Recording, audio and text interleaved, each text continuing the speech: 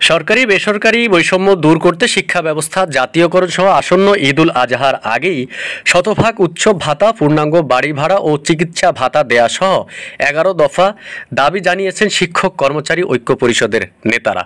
দর্শক, আপনারা এখন যে ভিডিওটি দেখছেন, যেখানে শনিবার জাতীয় প্রেস ক্লাবের সামনে আয়োজিত সমাবেশে ওইসব দাবি জানানো হয় এবং বাংলাদেশ শিক্ষক সমিতির সভাপতি অধ্যক্ষ শেখ কাউসার আহমেদের সভাপতিত্বে এবং শিক্ষক কর্মচারী ঐক্য পরিষদের সদস্য সচিব এখানে অনেকেই আজকে এখানে বক্তৃতা রাখেন। বক্তারা বলেন, দেশের সিংহভাগ শিক্ষা প্রতিষ্ঠান পরিচালিত হচ্ছে এমপিওভুক্ত বেসরকারি শিক্ষক কর্মচারী দ্বারা, কিন্তু এমপিওভুক্ত শিক্ষক কর্মচারীর মাত্র ১,০০০ টাকা বাড়ি ভাড়া, ২৫% উৎসব ভাতা এবং ৫০০ টাকা চিকিৎসা ভাতা পান। অথচ একই কারিকুলামের অধীনে সরকারি ও বেসরকারি শিক্ষক কর্মচারীদের মধ্যে রয়েছে পাহাড়সম বৈষম্য।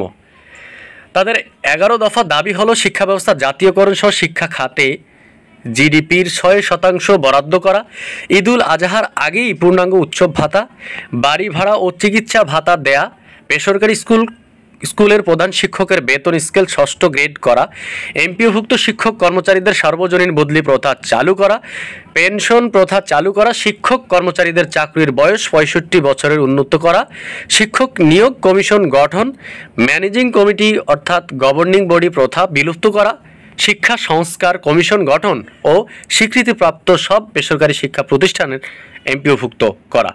দর্শক, এই শনিবারে প্রেস ক্লাবের সামনে এখানে নেতারা এই 7টি দুঃখিত যেই 11টি দফা, এই 11টি দফা দাবি জানিয়ে এখানে অবস্থান কর্মসূচি করেছেন। আমরা দেখেছি এর আগেও বেসরকারি স্কুলের শিক্ষক কর্মচারী যারা আছেন এখানে এই জাতীয় প্রেস ক্লাবের সামনে এসে জাতীয়করণের দাবিতে তারা অবস্থান কর্মসূচি পালন করেছেন।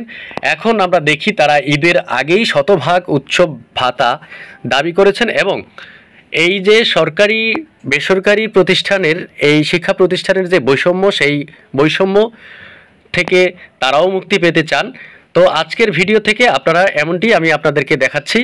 তো আমরাও চাই বেসরকারি শিক্ষা প্রতিষ্ঠান জাতীয়করণ হোক এবং এমপিওভুক্ত শিক্ষক কর্মচারী যারা আছে তাদের সাথে সরকারি প্রতিষ্ঠানের যে কর্মচারী যারা তাদের সাথে যে বেতন এবং উৎসব ভাতা, বাড়ি ভাড়া, চিকিৎসা ভাতার যে একটি বৈষম্য, সেই বৈষম্য যেন না থাকে। কারণ একই কারিকুলাম, একই সিলেবাস, একই পড়াশোনা, সব কিছুই যেহেতু একইভাবে সবাই পড়াচ্ছেন, তাহলে কেন এই শিক্ষকদের সাথে এমপিওভুক্ত শিক্ষক যারা আছেন তাদের সাথে বৈষম্য থাকবে?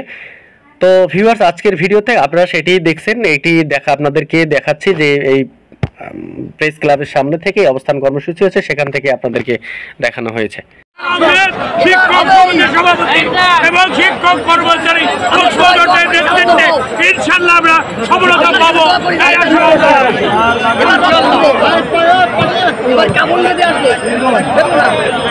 আর সহ্য হয় না।